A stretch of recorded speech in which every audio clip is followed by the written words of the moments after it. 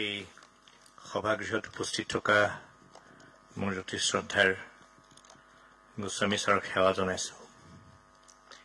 শাৰদী বাইদেউ আছে, বাইদেউক শ্ৰদ্ধা জনাইছোঁ।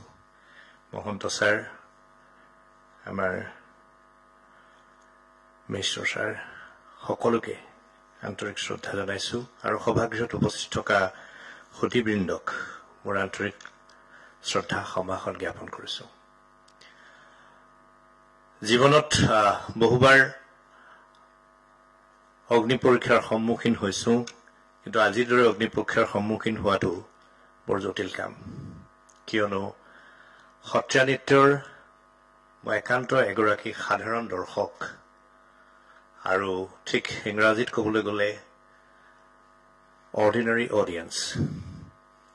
গতিকে সত্ৰীয়া নৃত্যৰ এগৰাকী একেবাৰে সাধাৰণ দৰ্শক হৈ সত্ৰীয়া নৃত্যৰ সমূহৰ প্ৰত্যাহ্বান আৰু এই প্ৰত্যাহ্বানসমূহ আমি কিদৰে মোকাবিলা কৰিম, এই সম্পৰ্কে কথা ক'বলৈ যোৱাটো মোৰ কাৰণে ধৃষ্টতা। যিখন সভা কক্ষত শ্ৰদ্ধাৰ গোস্বামী ছাৰৰ দৰে ব্যক্তি বহি আছে, মহন্ত ছাৰ আছে, মিশ্ৰ ছাৰ আছে, শাৰদী বাইদেউ আছে, বৰা ছাৰ আছে, এইসকলৰ আৰু তদুপৰি কেইবাখনো সত্ৰৰ ভকত বৈষ্ণৱসকল ইয়াত উপস্থিত আছে, যিসকলে এই নৃত্যৰ আত্মাক বুজি পাই বুকুত ধাৰণ কৰি আছে।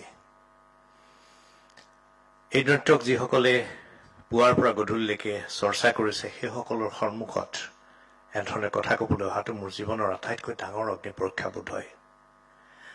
দেশে বিদেশে বিভিন্ন সভাত কথা কোৱাৰ সুযোগ ভগৱানে দিছে, কিন্তু এনেধৰণেৰে সংখ্যাত কম হ'লেও ইমান উচ্চস্তৰীয় বৌদ্ধিক পৰিমণ্ডলৰ মাজত কথা কোৱাৰ সৌভাগ্য আৰু প্ৰত্যাহ্বান মোৰ জীৱনত খুব কম আহিছে, আৰু আজি আটাইতকৈ এইটো ডাঙৰ প্ৰত্যাহ্বান। সেই কথা মোক অতি ওচৰৰ পৰা জনা মহন্ত ছাৰে খুব ভালকৈ উপলব্ধি কৰিছে নিশ্চয়। সত্ৰীয়া নৃত্যৰ সমূহৰ প্ৰত্যাহ্বানসমূহৰ বিষয়ে মই ক'বলৈ যাওঁতে, যদিও এইটো লেকচাৰ কাম ডেমনষ্ট্ৰেশ্যন বুলি কোৱা হৈছে, তথাপি মই বিশেষ ডেমনষ্ট্ৰেশ্যনৰ সহায় নোলোৱাকৈ মই কিছু কথা ক'ম, কাৰণ মোৰ কথাখিনিত বিশেষ তাত্ত্বিক কথাতকৈ আমি জীৱনত যিবিলাক কথাৰ মুখামুখি হ'বলৈ গৈ আছোঁ, সেই কথাখিনিৰ কথাহে ক'বলৈ বিচাৰিম। আৰু এই কথাখিনি ক'বলৈ যাওঁতে ক'ৰবাত যদি ত্ৰুটি বিচ্যুতি হয়, আপোনালোকে মোক ক্ষমা কৰিব। আমি সকলোৱে এই কথা দোহৰাৰ প্ৰয়োজন নাই বোধ হয়। ইয়াত ৰাজু দাস ডাঙৰীয়া আছে, অসম সংগীত নাটক একাডেমীৰ মূল ব্যক্তি সচিব। তেখেতে এই 8টা মাৰ্গী নৃত্য, এই মাৰ্গীয় নৃত্য ভংগীমাৰ নৃত্যশৈলীৰ কি পৰ্যায়ত আছে তেখেতে খুব ভালকৈ নিশ্চয় জানে। ভাৰতবৰ্ষৰ এই স্বীকৃত 8টা নৃত্যশৈলীৰ ভিতৰত সত্ৰীয়া নৃত্য অন্যতম। আৰু এই 8টা নৃত্যশৈলীৰে মূল আধাৰ কিন্তু আছিল ধৰ্ম। যদিও কথক নৃত্যশৈলী পৰৱৰ্তী সময়ত ৰাজ দৰবাৰলৈ আহি এটা মানে তাৰ মনোৰঞ্জন ধৰ্মিতাৰ এটা সুকীয়া অৱস্থালৈ গুচি গ'ল, আৰু যদিও তাৰ ফলত দৰবাৰী গজল আহি কৃষ্ণ বন্দনাৰ লগত মিলিত হৈ গ'ল, তথাপি কিন্তু মূল আছিল ধৰ্ম। তদুপৰি আৰু এটা কথা মন কৰিব লাগিব যে এই যিসমূহ নৃত্যশৈলী আছে এই নৃত্যসমূহৰ বেছিভাগেই দেৱদাসী নৃত্য পৰম্পৰাৰ সৈতে জড়িত আছিল, যাৰ ফলত ব্ৰিটিছে যেতিয়া দেৱদাসী নৃত্য পৰম্পৰা ভাৰতবৰ্ষত নিষিদ্ধ কৰিছিল, তেতিয়া আমাৰ এই নৃত্য পৰম্পৰাসমূহৰ, বৰ্তমানৰ মাৰ্গী নৃত্য পৰম্পৰাসমূহৰ ভালেকেইটা নৃত্য পৰম্পৰাই যথেষ্ট প্ৰত্যাহ্বানৰ মুখামুখি হৈছিল। কিন্তু সত্ৰীয়া নৃত্য আৰু মণিপুৰী ৰাস নৃত্য এই দুয়োটাই জনসাধাৰণৰ অভূতপূৰ্ব সঁহাৰি আৰু অংশগ্ৰহণেৰে ধাৰাবাহিকভাৱে চৰ্চিত হৈ আহিছে।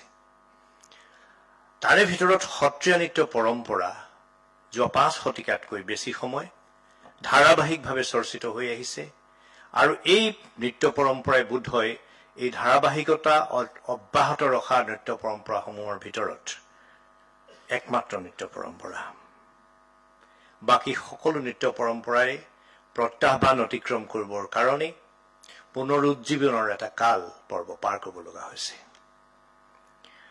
গতিকে সত্ৰীয়া নৃত্য পৰম্পৰাৰ যি ৰূপান্তৰ এই ৰূপান্তৰত বিভিন্ন সময়ৰ হাস বহিছে বিভিন্ন সময়ত আমাৰ সত্ৰীয়া জীৱনটোলৈ আমাৰ বৈষ্ণৱ পৰম্পৰালৈ যি ৰূপান্তৰ আহিছে সেই ৰূপান্তৰে এই নৃত্যক আগবঢ়াই লৈ গৈ আছে কিন্তু আমি বৰ্তমান সময়ত এই নৃত্যক পুনৰ আমি বৰ্তমান সময়ত কি প্ৰত্যাহ্বানৰ মুখামুখি হৈছে তাক লৈ আমি আলোচনা কৰিব লগা হৈছে এয়া কিয় কৰিব লগা হৈছে সেই কথাটো আমি বিচাৰ কৰিব লাগিব প্ৰথমতে মাৰ্গী নৃত্য পৰম্পৰা বা মাৰ্গীয় শৈলী এই কথাটোৰে মই কথাখিনি আৰম্ভ কৰিব বিচাৰিম আমি সকলোৱে জানো যে মাৰ্গীয় শৈলী বুলি কোৱাৰ লগে লগে যেটো ক্লাসিক্যাল ডান্স ফৰ্ম বুলি কোৱা হৈছে বা ক্লাসিক্যাল আৰ্ট বুলি কোৱা হৈছে ক্লাসিক্যাল ফৰ্ম বুলি কোৱা হৈছে এক নিৰ্ধাৰিত ৰীতিবদ্ধ আদৰ্শ কলাৰূপ আপোনালোক সকলোৱে এই কথা মই পুনৰ এই কথা দোহৰা হ'ব মাথোন আপোনালোকৰ সন্মুখত মাথোন দোহাৰিব বিচাৰিম সকলোৱে জনা কথা যে মাৰ্গ শব্দটো হৈছে মৃগ শব্দৰ পৰা আহিছে আৰু এটা সময়ত বনত চৰি থকা সকলো জীৱ-জন্তুই মৃগ আছিল সেইকাৰণে শিকাৰলৈ যোৱা মানে মৃগয়ালৈ যোৱা বুলি কৈছিল আৰু বনৰীয়া জীৱ-জন্তুৰ এই প্ৰাকৃতিক যেটো নিয়ম এই নিয়মটোত জীৱ-জন্তুসকলে কিছুমান নিৰ্ধাৰিত ৰীতি মানি চলে তেওঁলোকে অগাধ বননিৰ মাজতো প্ৰতিটো জীৱই অহা যোৱা কৰিবৰ কাৰণে এটাই মাথোন নিৰ্ধাৰিত বাট লয়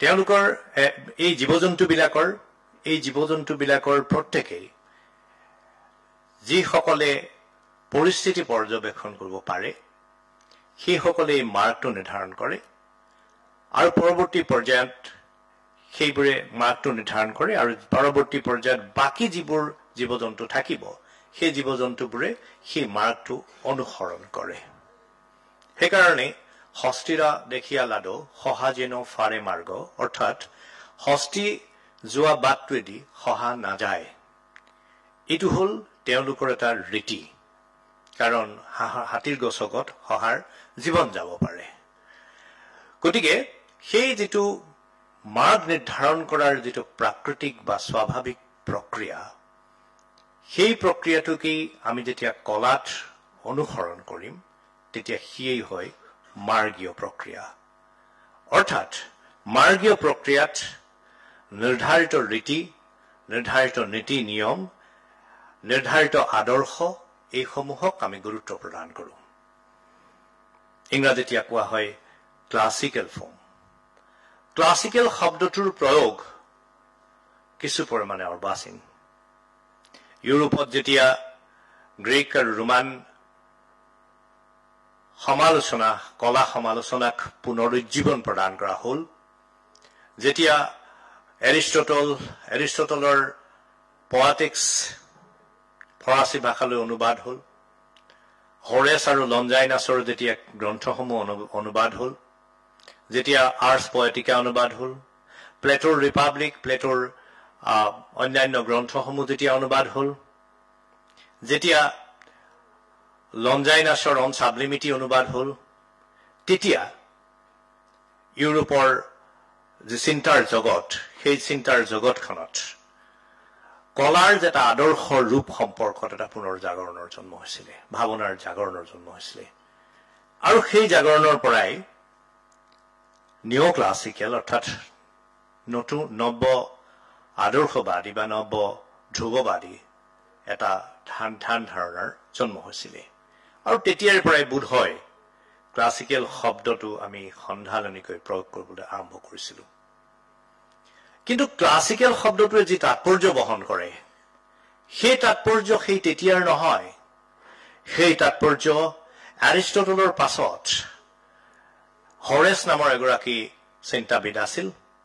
এই চিন্তাবিদগৰাকীয়ে আদৰ্শ সম্পৰ্কত তেওঁ এখন নাটকৰ আদৰ্শ সম্পৰ্কত এখন চিঠি লিখিছিল পিছু নামৰ এটা পৰিয়াললৈ।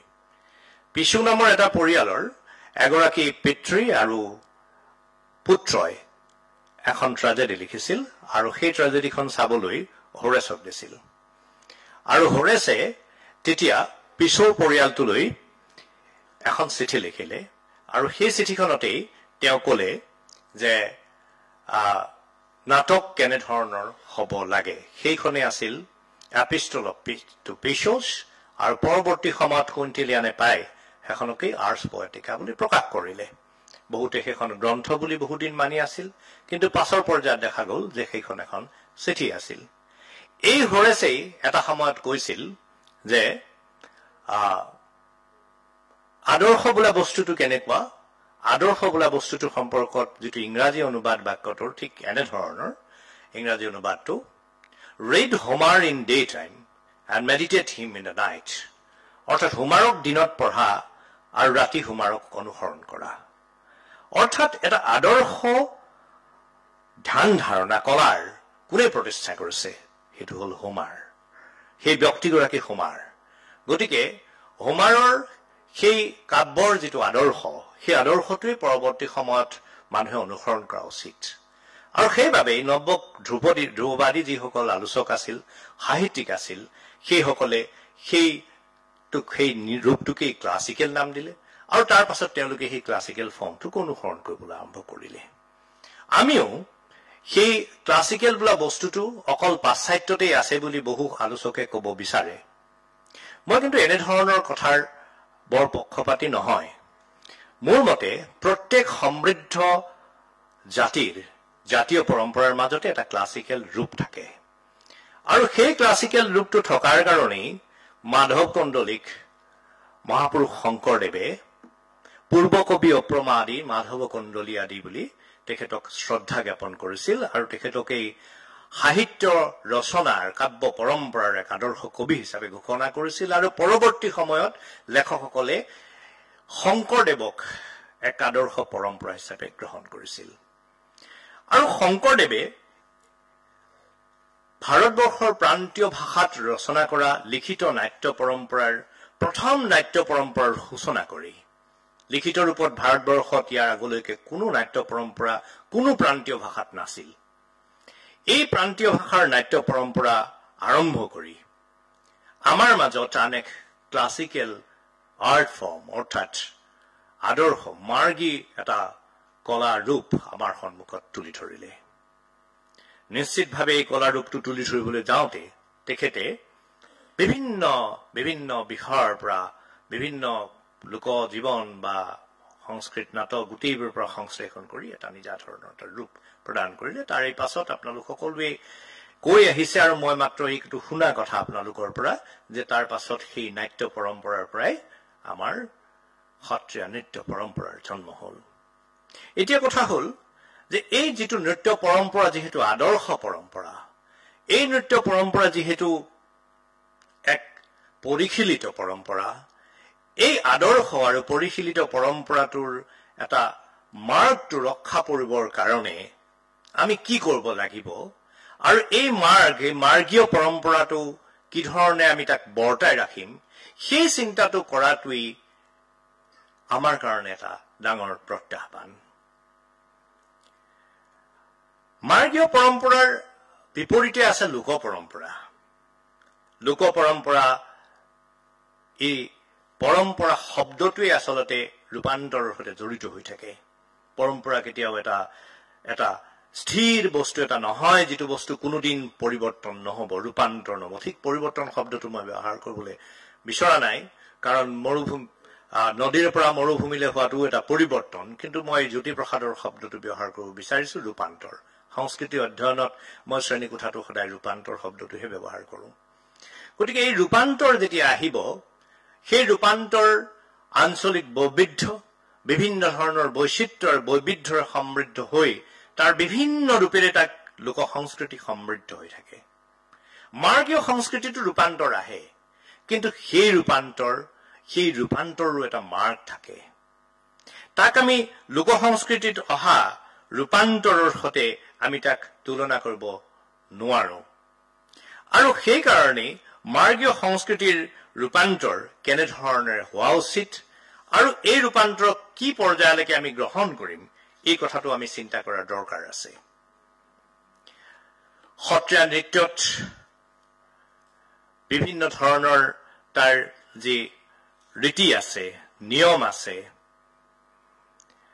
ইয়াত আমি অভিনয় দৰ্পণৰ কথাই কওঁ বা নাট্যশাস্ত্ৰৰ কথাই কওঁ, তাৰ কিছু উপাদান আছে বা বিভিন্ন বিজ্ঞ ব্যক্তিসকলে কোৱাৰ দৰে নাট্যশাস্ত্ৰ আৰু অভিনয় দৰ্পণৰ সকলো উপাদান হুবহু অনুসৰণ নকৰাকৈ তাক নিজৰ ধৰণে এটা ৰূপ প্ৰদান কৰিছে তাৰ আধাৰত। তাৰ ফলত তাৰ এটা গাঁথনি নিৰ্ধাৰণ হৈছে আৰু এটা নিৰ্ধাৰিত ৰূপকল্প গঠন হৈছে। আৰু এই গাঁথনি আৰু ৰূপকল্প আমি কিমান দূৰলৈকে ভাঙিব পাৰিম, কিমান দূৰলৈকে আমি তাক ৰক্ষা কৰিব লাগিব, কিমান দূৰলৈকে তাৰ মাজত ৰূপান্তৰ আহিব, এই কথাবিলাক আমাৰ কাৰণে এটা প্ৰত্যাহ্বান। আৰু এই প্ৰত্যাহ্বানবোৰ অতিক্ৰম কৰাৰ প্ৰসংগ যেতিয়াই উত্থাপিত হয়, তেতিয়াই আমাৰ মনত ভাৱৰ জন্ম হয় যে ক'ৰবাত এটা শংকা আহে, ক'ৰবাত কিবা এটা হৈছে নেকি, যিটো হোৱাৰ কাৰণে আমি এই কথাবোৰ পাতিব লগা হৈছে। মই এই কথাটো ক'বলৈ যাওঁতে সত্ৰীয়া নৃত্যৰ মূল আধাৰ ভাৱৰ কথাৰে আৰম্ভ কৰিব বিচাৰিম। সত্ৰীয়া নৃত্য অংকীয়া নাটৰ সৈতে জড়িত। অংকীয়া নাট এখন নাম ধৰ্মৰ সৈতে জড়িত। ভাৰতীয় ভক্তি আন্দোলনৰ আটাইতকৈ প্ৰভাৱশালী এটা অংশৰ সৈতে জড়িত। অৰ্থাৎ সত্ৰীয়া নৃত্যৰ মূল ভাৱ হৈছে ভক্তিভাৱ। আৰু এই ভক্তিভাৱেৰে আমাৰ মনত যি আধ্যাত্মিক চিন্তা চেতনাৰ বিস্তাৰ ঘটাবলৈ চেষ্টা কৰা হয়। আধ্যাত্মিক চিন্তা চেতনাৰ বিস্তাৰ ঘটাবলৈ যাওঁতে সত্ৰীয়া নৃত্যই কোনোদিন কিন্তু মূল সত্ৰীয়া অনুষ্ঠান বা শংকৰী যিটো ধৰ্মীয় যিটো পৰম্পৰা, সেই পৰম্পৰাৰ পৰা বিচ্যুত হোৱা নাই। ৰজাঘৰীয়া পৃষ্ঠপোষকতা লাভ কৰিছিল যদিও এটা অংশই, কিন্তু তাৰ মূল আধাৰ শক্তিস্বৰূপ আধ্যাত্মিকতাক সি বিসৰ্জন দিয়া নাই। সকলো অৱতাৰৰ কাৰণ নাৰায়ণ স্বৰূপ। এই নাৰায়ণেই ভক্তি ধৰ্মৰ মূল আধাৰ। ভগৱান শ্ৰীকৃষ্ণক মহাপুৰুষ শংকৰদেৱে যিদৰে প্ৰতিষ্ঠা কৰি গৈছে, সেই শ্ৰীকৃষ্ণই আমাৰ এটা সাংস্কৃতিক আধাৰ সৃষ্টি কৰিছে। ভগৱান শ্ৰীকৃষ্ণ আমাৰ কাৰণে এটা অৱতাৰ নহয়। ভগৱান শ্ৰীকৃষ্ণ আমাৰ কাৰণে তেওঁ স্বয়ং ভগৱান। অৰ্থাৎ যি আনন্দময় পৰম ব্ৰহ্মৰ কথা আমি কওঁ, সেই আনন্দময় পৰম ব্ৰহ্মই আমাৰ সন্মুখত ভগৱান শ্ৰীকৃষ্ণৰ ৰূপ ধাৰণ কৰি আমাৰ সন্মুখত ধৰা দিয়ে। আৰু এই আনন্দময় পৰম ব্ৰহ্মই আমাৰ সন্মুখত যেতিয়া ধৰা দিয়ে, সেই আনন্দময় পৰম ব্ৰহ্মক বুকুত ধাৰণ কৰিবৰ কাৰণে আৰু বুকুত ধাৰণ কৰাবৰ কাৰণে যিসমূহ কৌশল গুৰুজনাই আশ্ৰয় কৰিছিল, সেই কৌশলৰ ভিতৰত আধ্যাত্মিকতাৰ জাগৰণ, আধ্যাত্মিক ভাৱৰ উন্মেষ ঘটোৱাটোৱেই আছিল প্ৰধান কৰ্ম। গতিকে সত্ৰীয়া নৃত্যত আৰম্ভণিতেই এটি সমৰ্পণসূচক ভাৱনাৰে সেই নৃত্য আৰম্ভ কৰা হয়। সেই নৃত্যৰ ভগৱানৰ ওচৰত সমৰ্পণ কৰা হয়, সেই নৃত্য ভগৱানক আহ্বান কৰা হয়, সেই নৃত্যৰ যোগেদি সভাসদস্বৰূপ পৰম ব্ৰহ্মৰ যিসমূহ অংশ আছে বা পৰম ব্ৰহ্মই যিসমূহ সৃষ্টি কৰিছে, সেই সৃষ্টিসমূহক একাত্ম কৰিবলৈ চেষ্টা কৰা হয়। আৰু তাৰ যোগেদি আমাৰ হৃদয়ৰ পৰা আমি ভক্তিভাৱক সকলোৰে সন্মুখত নিবেদন কৰোঁ।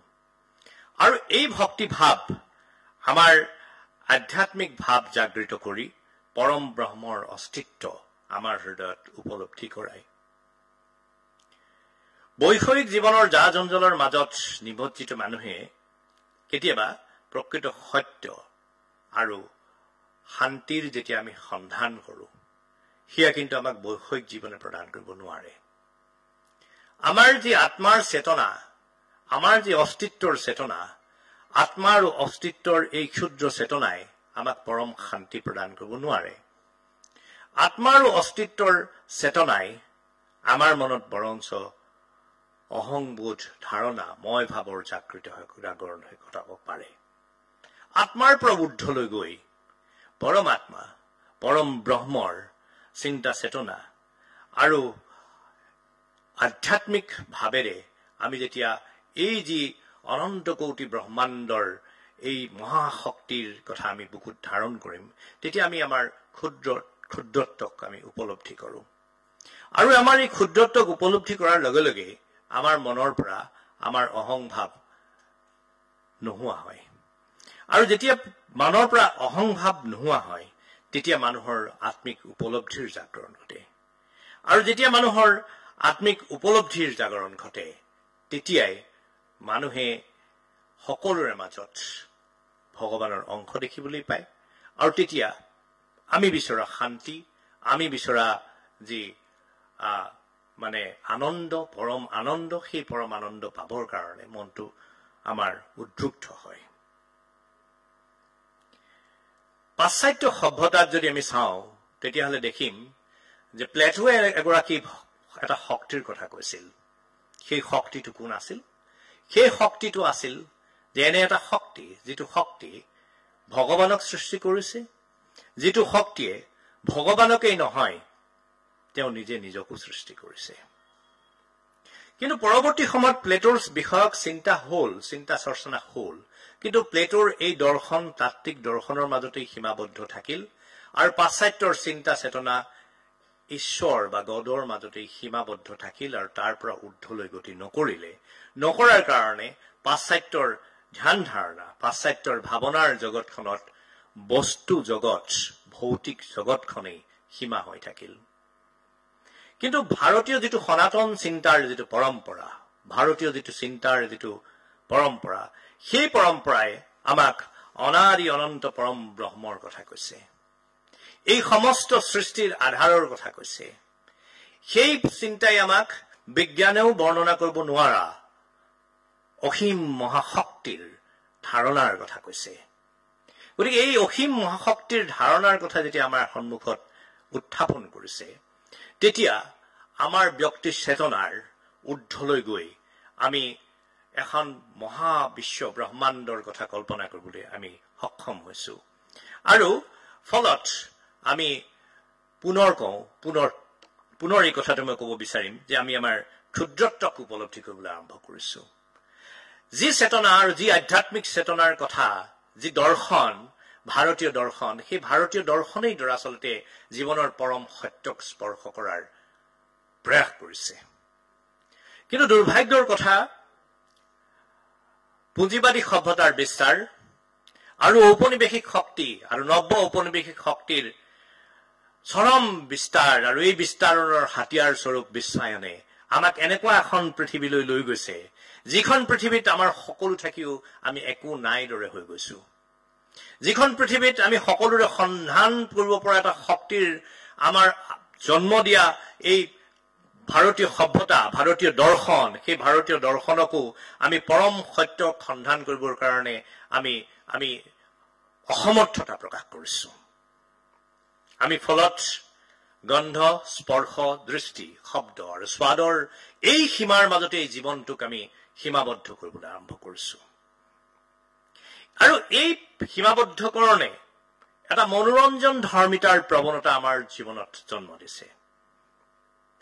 আৰু এই মনোৰঞ্জন ধৰ্মী যিটো প্ৰৱণতা, সেই প্ৰৱণতাটোৱে আমাক বৈষয়িক সুখ আৰু আমাৰ যিটো ইন্দ্ৰিয়জ চেতনা, সেই ইন্দ্ৰিয়জ চেতনাৰ সীমাবদ্ধ ৰূপটোৰ মাজত আমাক ধৰি ৰাখিবলৈ চেষ্টা কৰে। আৰু এতিয়া দেখিবলৈ পোৱা গৈছে যে আমাৰ বিভিন্ন স্তৰৰ চিন্তা চেতনা এইবিলাক আমি এই মনোৰঞ্জন ধৰ্মিতাৰ আমি এই ক্ষুদ্ৰ অৱস্থাটোৰ মাজলৈ লৈ গৈ আছো। মোৰ মনত কেতিয়াবা প্ৰশ্ন জাগে, সত্ৰীয়া নৃত্যক আমি এই মনোৰঞ্জন ধৰ্মিতাৰ সৈতে একাকাৰ কৰিবলৈ কেতিয়াবা চেষ্টা কৰিছো নেকি বাৰু? সত্ৰীয়া নৃত্যৰ উপস্থাপনৰ প্ৰসংগত বিজ্ঞসকলে যেতিয়া প্ৰশ্ন কৰে, এয়া মোৰ প্ৰশ্ন নহয়, মোৰ প্ৰশ্ন কৰাৰ ধৃষ্টতা নাই। সত্ৰীয়া নৃত্যৰ উপস্থাপন ভংগী সম্পৰ্কত সত্ৰীয়া নৃত্যৰ বিভিন্ন প্ৰসংগত যেতিয়া বিজ্ঞসকলৰ মাজত বিতৰ্ক হয় আৰু সেই বিতৰ্ক যেতিয়া পঢ়িবলৈ পাওঁ, তেতিয়া মনত প্ৰশ্ন জাগে যে এই মনোৰঞ্জন ধৰ্মী যিটো প্ৰৱণতা, বস্তুবাদী সভ্যতাৰ যিটো আগ্ৰাসন, বিশ্বায়নৰ যিটো দ্ৰুত সম্প্ৰসাৰণ, এই সম্প্ৰসাৰণৰ ফলত পাশ্চাত্যৰ ভোগবাদী সভ্যতাই আমাৰ মাজলৈ যিটো জীৱন কঢ়ি আনিছে, সেই জীৱনৰ মাজত আমি কৰবাত আমি সত্ৰীয়া নৃত্যৰ মূল যিটো আধাৰ শক্তি, মূল যিটো আধ্যাত্মিক চিন্তা চেতনা, মূল যিটো পৰম ব্ৰহ্মৰ সৈতে একাত্ম হোৱাৰ যিটো ভাৱনা, মূল যিটো জীৱনৰ পৰম সত্যক স্পৰ্শ কৰিবৰ কাৰণে আমাৰ যিটো প্ৰয়াস, সেই প্ৰয়াসটোৰ সৈতে কৰবাত আপোচ কৰিবলৈ আৰম্ভ কৰিছে নেকি? এই প্ৰশ্নবোৰ আমাৰ কাৰণে এটা প্ৰত্যাহ্বান নেকি? এই কথাটো আপোনালোকক ভাবি চাবলৈ অনুৰোধ জনালো। ভক্তিৰ ধাৰণাক বাদ দিলে কেতিয়াও সত্ৰীয়া নৃত্যই পূৰ্ণাংগ ৰূপ লাভ নকৰে। এটা মাৰ্গী পৰম্পৰা হিচাপে সত্ৰীয়া নৃত্যৰ নিৰ্ধাৰিত আংগিক, বাচিক, সাত্বিক আৰু আহাৰ্য উপাদান আছে। এই আংগিক, বাচিক, সাত্বিক, আহাৰ্য উপাদানসমূহৰ মাজত বিভিন্ন আংগিক, বিভিন্ন অংগ সঞ্চালন, প্ৰত্যংগ, উপাংগ, গতিভেদ, দৃষ্টিভেদ, হিৰুভেদ, গ্ৰীবা সঞ্চালন, এই গোটেইবিলাকৰ নিৰ্ধাৰিত নীতি নিৰ্দেশনা আছে। আৰু এই নীতি নিৰ্দেশনা পৰম্পৰা অনুযায়ী আমি পালন কৰি আহিছো। আৰু এইসমূহ পালন কৰিবৰ কাৰণে এটা প্ৰক্ৰিয়া আছে, এইটো আহৰণ কৰিবৰ কাৰণে। মই এটা সৰু উদাহৰণ দি কথাষাৰ কবলৈ বিচাৰিম, যদি ভুল হৈছে আপোনালোকে পুনৰ ক্ষমা কৰিব। প্ৰদৰ্শন ধৰ্মিতা আৰু মনোৰঞ্জন ধৰ্মিতাক আমি আশ্ৰয় দিবলৈ যাওঁতে এই যি অংগ সঞ্চালনৰ কাৰণে আমাৰ যি সামগ্ৰিকভাৱে আমাক যি প্ৰাথমিক আখৰা লাগে, মাটি আখৰা নকৰাকৈ কিমানে সত্ৰীয়া নৃত্য পৰিৱেশন কৰি আছে আমি চাইছোনে? যদি মাটি আখৰা নকৰাকৈ তেওঁ অংগ সঞ্চালনৰ কাৰণে শৰীৰটো উপযোগী নকৰাকৈ, গোস্বামী ছাৰ আছে, শাৰদী বাইদেউ আছে, তেখেতসকলৰ নৃত্য আমি যেতিয়া উপভোগ কৰো, তেতিয়া আমি সেই কথা আমি উপলব্ধি কৰো যে প্ৰকৃত অৰ্থত শৰীৰৰ প্ৰত্যেকটো অংগই কথা কব লাগিব, আৰু কথা কোৱাৰ কাৰণে এটা প্ৰক্ৰিয়া থাকিব লাগিব, আৰু সেই প্ৰক্ৰিয়া আয়ত্ত কৰিবৰ কাৰণে এটা নিৰ্ধাৰিত প্ৰক্ৰিয়া গুৰুজনে আমাক দি গৈছে। সেই প্ৰক্ৰিয়াটো আমি অনুসৰণ কৰিছোনে? এই যে সৰু সৰু ল'ৰা ছোৱালীবোৰক আমি শিকাবলৈ আৰম্ভ কৰিছো, বিভিন্ন স্তৰত বিভিন্ন অনুষ্ঠানত শিকাবলৈ আৰম্ভ কৰিছো, মাটি আখৰাবোৰ কিমানকৈ কৰিছো, আৰু নকৰাকৈ কৰাৰ কাৰণে আংগিক যিটো পৰ্যায়, সেই আংগিকৰ পৰ্যায়টোক আমি শুদ্ধভাৱে আমি অনুসৰণ কৰিছো নে নাই? মাথোন হস্ত আৰু পদচালনাৰে নৃত্য এটাই পূৰ্ণতা পাব নোৱাৰে। আৰু বেছিভাগ সত্ৰীয়া নৃত্যৰ ক্ষেত্ৰতে হস্ত আৰু পদচালনাই সৰ্বস্ব বুলি পৰিৱেশন কৰি থকা দেখিবলৈ পোৱা গৈছে। গতিকে ইয়াক আমি কি ধৰণেৰে অতিক্ৰম কৰিম? হস্ত আৰু পদচালনাকেই সৰ্বস্ব কৰি যিবোৰ প্ৰদৰ্শন কৰি থকা হৈছে, তাক আমি কি ধৰণেৰে অতিক্ৰম কৰিম? কি ধৰণেৰে আমি তাক প্ৰকৃত বৈয়াকৰণিকভাৱে তাক শিকাবলৈ চেষ্টা কৰিম? এইটো আমাৰ কাৰণে আজিৰ তাৰিখত এটা ডাঙৰ প্ৰত্যাহ্বান, আৰু এই প্ৰত্যাহ্বানটো অতিক্ৰম কৰাৰ কথা আমি অকণমান সময়ত পাতিম। চকুৰ সঞ্চালন আপোনালোকে মন কৰিব যে ভাৰতবৰ্ষৰ অন্য যি নৃত্য পৰম্পৰা আছে, সেই অন্য নৃত্য পৰম্পৰাসমূহ আমি চালে আই মুভমেণ্ট, চকুৰ সঞ্চালন বিলাক চাব, আৰু আমাৰ সত্ৰীয়া নৃত্যৰ সাধাৰণভাৱে হৈ থকা যিবিলাক চৰ্চা, সেইবিলাকত আমাৰ আই মুভমেণ্ট, দৃষ্টি সঞ্চালন লক্ষ্য কৰিব। লক্ষ্য কৰিলেই আমি পাৰ্থক্যটো ধৰিব পাৰিম। দ্বিতীয় কথা, আংগিকৰ সমান্তৰালভাৱে বাচিকৰ অতি গুৰুত্ব আছে। সত্ৰীয়া নৃত্যৰ মূল আধাৰ ভক্তি, আধ্যাত্মিকতা। গতিকে তাৰ সৈতে যি বাচিক পৰম্পৰা জড়িত হৈ আছে, সেই বাচিক পৰম্পৰা নিশ্চিতভাৱে ভক্তি ভাৱেৰে জড়িত হৈ থাকিব লাগিব, অন্যথা মূল ভাৱৰ পৰা ইয়াৰ বিচ্যুতি ঘটিব। মূল ভাৱৰ পৰা যদি বিচ্যুতি ঘটে, তেতিয়াহ'লে সত্ৰীয়া নৃত্যই যি তাৰ উদ্দেশ্যৰে আমাক গুৰুজনাই যি উদ্দেশ্যৰে নৃত্যৰ সৃষ্টি কৰিছিল, সেই নৃত্যৰ পৰা সি আঁতৰি আহিব। যেতিয়া বাচিকৰ ৰূপান্তৰ কৰি পৰিৱৰ্তন কৰি সত্ৰীয়া নৃত্য পৰিৱেশন কৰিবলৈ চেষ্টা কৰা হয়, উদ্দেশ্যৰ পৰিৱৰ্তন কৰি যেতিয়া সত্ৰীয়া নৃত্য পৰিৱেশন কৰিবলৈ চেষ্টা কৰা হয়, তেতিয়া সি কিন্তু বাচিক পৰম্পৰাৰ পৰা আঁতৰি আহিছে। আৰু বাচিক পৰম্পৰাৰ পৰা যদি আঁতৰি আহিছে, তেতিয়াহ'লে সি মূল ভাৱনা, মূল আত্মাৰ পৰা আঁতৰি আহিছে। যিসকলে এই ধৰণৰ নতুন সম্পৰীক্ষা কৰিছে, সেইসকলে মোৰ বোধেৰে আপোনাৰ ভাৱে নিৰ্ধাৰণ কৰিব, এইটো মই নিৰ্ধাৰণ কৰিব পৰা কৰ্তৃত্ব আৰু ক্ষমতা মোৰ নাই। বোধ হয় সত্ৰীয়া নৃত্যৰ আধাৰত আধুনিক নৃত্য, সৃষ্টিশীল নৃত্য, তেনেধৰণৰ কথাষাৰ কোৱা ভাল। নহলে এই কথাষাৰে সত্ৰীয়া নৃত্যক মূল আত্মাৰ পৰা আঁতৰাই লৈ আহিব। তৃতীয়তে, সত্ৰীয়া নৃত্যৰ মূল যিটো অন্যতম আধাৰ, সেইটো হ'ল তাৰ যি মানে সাত্বিক যিটো ভাৱ নিৰূপণ কৰিব লাগে, সেই সাত্বিক ভাৱটো নিৰূপণ কৰিবলৈ যাওঁতে ইয়াৰ যি সাজ পাৰ পৰিধান কৰা যায়, আহাৰ্য, আংগিক বাচিক আহাৰ্য, সেই আহাৰ্যৰ ক্ষেত্ৰতো কিন্তু সাংঘাতিক ধৰণৰে আমি কম্প্ৰমাইজ কৰিবলৈ আৰম্ভ কৰিছো, আপোচ কৰিবলৈ আৰম্ভ কৰিছো। যেতিয়া আহাৰ্যৰ ক্ষেত্ৰতো আমি আপোচ কৰিম, তাৰ যিটো চতুৰ্থ ভাগ সাত্বিক ভাৱ, যিটো মানুহৰ মনত জাগৰণ কৰাৰ যিটো প্ৰক্ৰিয়া, মানুহৰ মনত ভাৱনাৰ উন্মেষ ঘটোৱাৰ যিটো প্ৰক্ৰিয়া, আংগিক বাচিক আৰু আহাৰ্যত যদি আমি আপোচ কৰো, তেতিয়াহ'লে তাৰ সাত্বিক যিটো পৰ্যায়, সেইটোক আমি সম্পূৰ্ণ কৰিব নোৱাৰিম। আৰু আমি ভাৱনাক আমি সম্পূৰ্ণ কৰিব নোৱাৰিম।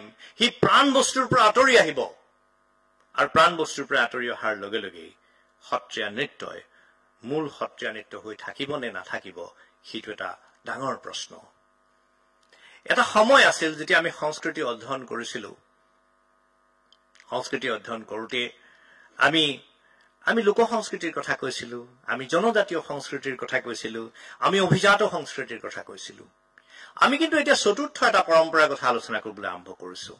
সেইটো হৈছে নগৰীয়া লোক সংস্কৃতি, আৰবান ফকলোৰ।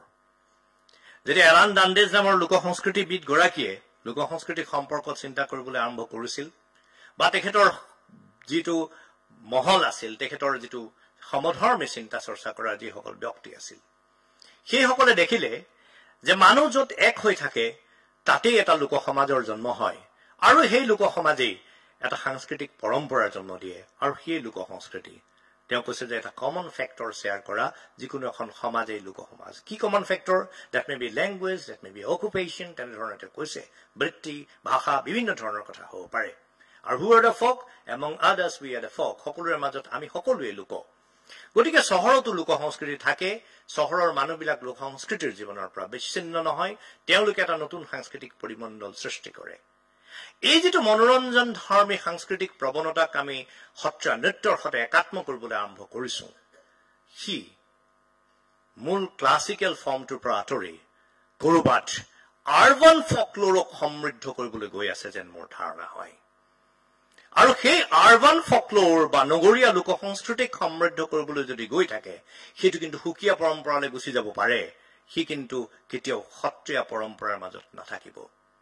যদি সেই সাত্বিক ভাৱৰ পৰা আঁতৰে, বিভিন্ন ধৰণৰ তাৰ অংগ উপাংগসমূহৰ পৰা আঁতৰে, বিভিন্ন ধৰণৰ প্ৰয়োজনীয় প্ৰসংগসমূহৰ পৰা আঁতৰে, সেইসমূহ কেতিয়াও মূল পৰম্পৰাৰ মাজত নাথাকিব।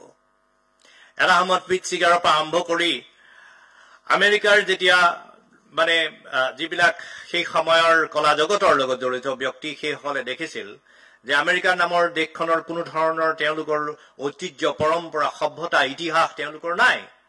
তেওঁলোকৰ ইতিহাস 300-400 বছৰীয়া ইতিহাস এটা লৈ পেলাই তেওঁলোক জীয়াই আছে। গতিকে তেওঁলোকৰ জীৱনটোত বিভিন্ন ঠাইৰ পৰা মানুহ আহিছে। কৰবাত ফ্ৰান্সৰ পৰা আহিছে, জাৰ্মানীৰ পৰা আহিছে, ভাৰতৰ পৰা আহিছে, আফ্ৰিকাৰ পৰা আহিছে। আফ্ৰিকাৰ পৰা অহাবিলাক আকৌ বগাবিলাকৰ লগত বেলেগ হৈ আছে। কিন্তু তেওঁলোকে একেধৰণে লাহে লাহে চিন্তা কৰিবলৈ আৰম্ভ কৰিছে।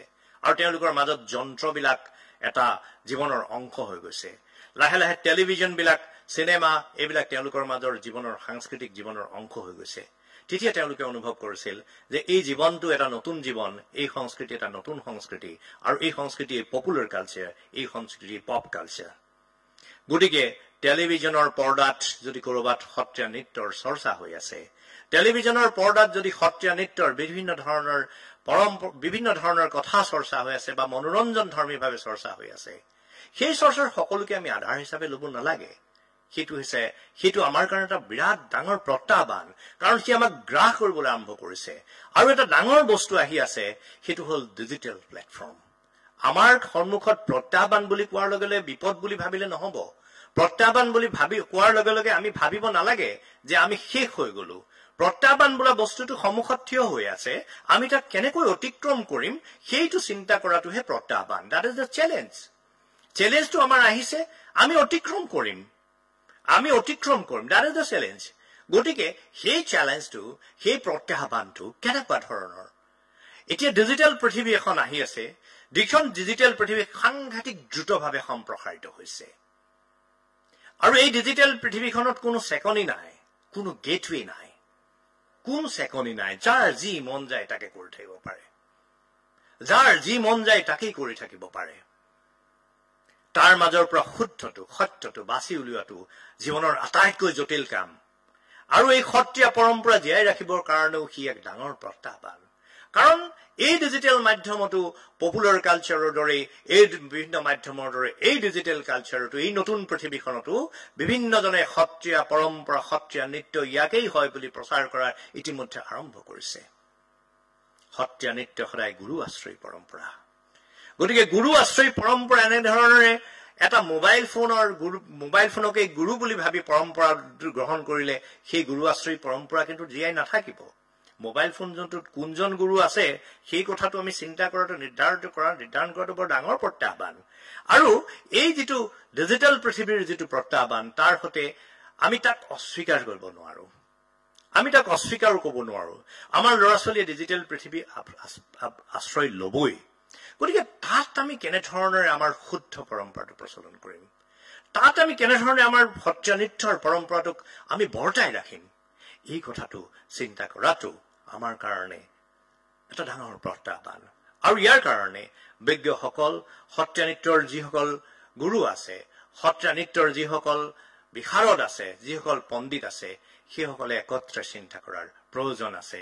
আৰু নতুন মাধ্যমৰ কাৰণেও তেখেতসকলে নতুন বাতৰি দিয়াৰ প্ৰয়োজন আছে। আমি কেইটামান কথা আমি চিন্তা কৰিব লাগিব। সেই চিন্তা কৰা কথাকেইটাৰ ভিতৰত এটা হৈছে যে আমি যি সত্ৰীয়া নৃত্যৰ কথা আমি কৈ আছো, সেই সত্ৰীয়া নৃত্যক আমি সত্ৰীয়া নৃত্যৰ লগত অন্য ভাৰতীয় মাৰ্গী নৃত্য পৰম্পৰাৰ কিছু কথাৰ সংমিশ্ৰণ হোৱা কিবা কথা, এই লৈ বহুত বিতৰ্ক চলিছিল। আজি কিছু বছৰৰ আগলৈকে এইটো বহুত বিতৰ্ক চলি আছিল। সেইবিলাক কথালৈ মই নাযাওঁ। মই ভাবো যে সেই বিতৰ্কবিলাকৰ ঊৰ্ধলৈ আমি যাব পাৰিম। সিমান সমৃদ্ধ আৰু সিমান প্ৰাজ্ঞ ব্যক্তি আমাৰ সকলৰ ওচৰত আছে, যিসকলে তাৰ পৰা শুদ্ধ মাৰ্গটো আমাক দিব পাৰিব। কিন্তু ডাঙৰ কথাটো হ'ল যে যেতিয়া আমি এটা শুদ্ধ পৰম্পৰাৰ প্ৰচলন কৰিব বিচাৰিম, সেই শুদ্ধ পৰম্পৰাটো প্ৰচলন কৰিবলৈ যাওঁতে আমাক বাট দেখুৱাবৰ কাৰণে আমাক এটা সংস্থাৰ প্ৰয়োজন, আমাক এটা সংগঠিত এটা প্ৰক্ৰিয়াৰ মাজেদি যাবৰ কাৰণে আমাক এটা সংগঠিত ৰূপ এটা দিয়াৰ প্ৰয়োজন। এতিয়া মই এটা কথা ক'ব বিচাৰিম, সত্ৰীয়া নৃত্যত আমি এটা ভক্তি ধৰ্ম, আধ্যাত্মিক পৰম্পৰাৰ কথা জড়িত হৈ আছে। আমি যিসকল ব্যক্তিয়ে গৃহাশ্ৰমত প্ৰৱেশ কৰিছো, যিসকল ব্যক্তি গৃহস্থী হৈছো, সেইসকল সংসাৰৰ জ্বালা যন্ত্ৰণাৰ মাজেদি থাকি আমি সংস্কৃতিৰ কথা ভাবি আছো। কিন্তু অসমৰ যিবিলাক কেৱলীয়া সত্ৰ আছে, যিসমূহ কেৱলীয়া সত্ৰ আছে, উত্তৰ কমলাবাৰী সত্ৰই অতি ধুনীয়াকৈ, অতি সাৱলীলভাৱে এই চৰ্চা কৰি আছে। যিসমূহ কেৱলীয়া সত্ৰ আছে, সেই সত্ৰসমূহত ফুল্লি ডিভোটেড, সম্পূৰ্ণৰূপে আত্মোৎসৰ্গ কৰি একাংশ ব্যক্তিয়ে ভক্তি ধৰ্মৰ চিন্তা চৰ্চা কৰি আছে। এইসকলৰ বিষয়ে কিবা অধ্যয়ন হৈছেনে? আমাৰ এইসকলক পৃষ্ঠপোষকতা আগবঢ়োৱাৰ কথা আৰম্ভ হৈছেনে? চৰকাৰে বিভিন্ন পৰ্যায়ত হিতাধিকাৰীৰ সৃষ্টি কৰিছে। চৰকাৰে বিভিন্ন পৰ্যায়ত বিভিন্ন ধৰণেৰে মানুহক উপকৃত কৰিবলৈ চেষ্টা কৰিব বিচাৰিছে। আজিৰ এই মজিয়াখন অতি গুৰুত্বপূৰ্ণ মজিয়া এই মজিয়াখনৰ পৰা মই অনুৰোধ জনাব বিচাৰিম যে অসমৰ যিসকল ব্যক্তিয়ে কেৱলীয়া সত্ৰসমূহত সাংস্কৃতিক সমৃদ্ধ কৰিছে কেৱলীয়া সত্ৰসমূহ চলিবৰ কাৰণে আগৰ দৰে তেওঁলোকৰ আৰ্থিক উপাৰ্জন নাই গতিকে এই সমূহক চলাবৰ কাৰণে কেৱলীয়া ভকতসকলৰ কাৰণে চৰকাৰে এটা নিৰ্ধাৰিত জলপানীৰ ব্যৱস্থা কৰা উচিত আৰু যিসকল গায়ন আছে যিসকল বায়ন আছে নামঘৰসমূহক চৰকাৰে বৰঙণি দিছে সত্ৰলৈ বৰঙণি দিছে যিসকল গায়ন বায়ন আছে যিসকল বা এই নৃত্যত পাৰদৰ্শী ব্যক্তিয়ে সত্ৰত চৰ্চা কৰি আছে তেখেতসকলৰ কাৰণে বিশেষ জলপানীৰ ব্যৱস্থা কৰা উচিত যদি কৰা নাযায় তেখেতসকল কিন্তু বৈষয়িক জীৱনৰ এই যিটো প্ৰতিযোগিতা এই বাহিৰৰ যিখন পৃথিৱী এই পৃথিৱীখন দেখি দেখি নিৰাশ হ'ব এটা সময়ত হতাশ হ'ব আৰু এই পৰম্পৰাটো কিন্তু এটা সময়ত নোহোৱা হৈ যাব গতিকে সেই আত্মোৎসৰ্গিত ব্যক্তিসকলৰ বাবে কিছু কথা চৰকাৰীভাৱেও ভবাৰ প্ৰয়োজন আছে দ্বিতীয় কথাটো মই ক'ব বিচাৰিম সেই কথাটো হ'ল যে সত্ৰীয়া নৃত্যক বিদ্যায়তনিকভাৱে চিন্তা চৰ্চা কৰিবৰ কাৰণে আমাক এটা প্ৰতিষ্ঠিত কেন্দ্ৰ লাগে সত্ৰীয়া কেন্দ্ৰ সংগীত নাটক একাডেমীয়ে কৰিছে এইটো বৰ ভাল কথা মোৰ বোধেৰে দাস ডাঙৰীয়াই এইটো ভালদৰে উপলব্ধি কৰিব অসমৰ সুসন্তান এতিয়াও এইটো প্ৰকল্প পৰ্যায়ত বোধহয় চলি আছে ইয়াক এটা স্থায়ী ৰূপ প্ৰদান কৰিব লাগে ইয়াক এটা ইনষ্টিটিউশ্যন এটা বিদ্যায়তনিক অনুষ্ঠানলৈ পৰিৱৰ্তিত কৰিব লাগে প্ৰয়োজন সাপেক্ষে কোনো এখন এটা প্ৰতিষ্ঠিত বিদ্যায়তনিক অনুষ্ঠানৰ সৈতে মিলি কৰক কিন্তু সংগীত নাটক একাডেমীয়ে এই কামটো নকৰিলে এই কামটো কৰা অনুষ্ঠান নোলাব যদি কথকৰ কাৰণে কেন্দ্ৰীয় চৰকাৰে এটা অনুষ্ঠান প্ৰতিষ্ঠা কৰিব পাৰে মণিপুৰীসকলে যদি মণিপুৰীসকলৰ কাৰণে তেওঁলোকে যদি এটা জৱাহৰলাল নেহৰু ডান্স একাডেমী কৰিছিল বা আগতে মণিপুৰী ডান্স একাডেমী আছিল সেই একাডেমী যদি প্ৰতিষ্ঠা কৰিব পাৰে তেতিয়াহ'লে সত্ৰীয়া একাডেমীক আমি পূৰ্ণাংগ বিদ্যায়তনিক চিন্তা চৰ্চাৰ এটা কেন্দ্ৰলৈ কিয় পৰিণত কৰিব নোৱাৰিম আৰু এই পূৰ্ণাংগ বিদ্যায়তনিক চিন্তা চৰ্চাৰ কেন্দ্ৰটোৱে আমাক মাৰ্গদৰ্শন কৰক ইয়াতে সকলো চিন্তা চৰ্চা কৰা ব্যক্তি সমান তেখেতসকল আহক এটা বাট উলিয়াওক কোন বাটে গ'লে আমি প্ৰত্যাহ্বানবোৰ অতিক্ৰম কৰিব পাৰিম এই ধৰণৰ যে সাংগঠনিক প্ৰয়াস যদি নচলে এই ধৰণৰ সাংগঠনিক প্ৰয়াস নচলিলে তেতিয়াহ'লে কিন্তু আমি এনেধৰণেৰে কথা পতাতে এই কথাবোৰ শেষ হৈ থাকিব আমাৰ কথাবোৰ টুকুৰা টুকুৰকৈ তৰ্ক বিতৰ্কতে আমাৰ কথাবোৰ শেষ হৈ থাকিব আমাৰ এই টুকুৰা টুকুৰ বিক্ষিপ্ত কথা বাৰ্তা বিক্ষিপ্ত চিন্তা চৰ্চাবোৰক সংগঠিত কৰিবৰ কাৰণে এটা কেন্দ্ৰ লাগে যিটো কেন্দ্ৰ সম্পূৰ্ণ বিদ্যায়তনিক কেন্দ্ৰ হিচাপে কথক কেন্দ্ৰই যি ধৰণে নতুন দিল্লীৰ সাংস্কৃতিক মন্ত্ৰণালয়ৰ পোনপটীয়াভাৱে পৃষ্ঠপোষকতা কৰি যিধৰণে প্ৰতিষ্ঠা কৰিছে সেই ধৰণেৰে অসম চৰকাৰে বা সংগীত নাটক একাডেমীয়ে এই সত্ৰীয়া কেন্দ্ৰক এটা বিদ্যায়তনিক কেন্দ্ৰ হিচাপে যদি প্ৰতিষ্ঠা প্ৰদান কৰে তেতিয়াহ'লে সি এটা পূৰ্ণাংগ ৰূপ লাভ কৰিব ইয়াত চিন্তা হওক ইয়াৰ পৰা গতি নিৰ্ধাৰণ কৰক আমি কলৈকে যাম কোনটো পৰ্যায়লৈকে যাম আমাৰ কাৰণে মই শেষত এটা কথাই ক'ম যে আমি যিবোৰ বিতৰ্কত আমি লিপ্ত হৈ আছো যিবোৰ চিন্তা চৰ্চাত লিপ্ত চিন্তা খুব ভাল পৃথিৱীত জ্ঞানৰ বিস্তাৰ ঘটিছিল বিতৰ্কৰ পৰাই বিতৰ্ক অবিহনে জ্ঞানৰ বিস্তাৰ নঘটিলহেঁতেন শংকৰদেৱ আৰু মাধৱদেৱৰ লগত যদি বিতৰ্ক নহলহেঁতেন তেতিয়াহ'লে আমি গুৰুজনাৰ পাছত আৰু এগৰাকীক আমি মহান পৰম্পৰাৰ অধিকাৰী এগৰাকী নাপালোহেঁতেন প্লেটো আৰু ছক্ৰেটিছৰ জীৱনৰ গোটেই দৰ্শন বিতৰ্কৰ যোগেদিয়ে লিখিছিল এটা বাক্যও তেখেতে লিখা নাছিল বিতৰ্কৰ যোগেদিয়ে সম্প্ৰসাৰণ হৈছিল বিতৰ্ক হওক কিন্তু তাক এটা ইনষ্টিটিউচনেল ফৰ্ম এটা একাডেমিক ফৰ্ম এটা দিব লাগিব যেহেতু ইয়াক আমি এটা মাৰ্গী পৰম্পৰা হিচাপে আমি তাক স্বীকৃতি দিছো যেতিয়া এটা তাক আমি স্বীকৃতি প্ৰদান কৰিছো that classical form should be preserved through one academic institution that institution has to guide us to what extent we will have to go to what extent we will have to change we will have to adopt new things new kind of things and to what extent we will move এই কথাখিনি ক'বৰ কাৰণে তেখেতসকলে উদ্যোগ হাতত ল'ব লাগিব গতিকে এই প্ৰত্যাহ্বানসমূহ আমি অতিক্ৰম কৰিব পাৰিম আৰু এই প্ৰত্যাহ্বানসমূহ অতিক্ৰম কৰিবৰ কাৰণে আমাক যি ধৰণৰ প্ৰক্ৰিয়া যি ধৰণৰ আমাৰ আনুষ্ঠানিক প্ৰয়াস লাগে সেই আনুষ্ঠানিক প্ৰয়াসৰ চিন্তা আজিৰে পৰাই বোধহয় আপোনাভাৱে আৰম্ভ কৰিব বুলি মই আশা কৰিছো বা ইতিমধ্যে বহুতেই আৰম্ভ কৰিছে আৰম্ভ আজিৰে পৰাই আনুষ্ঠানিকভাৱে হওক এইটো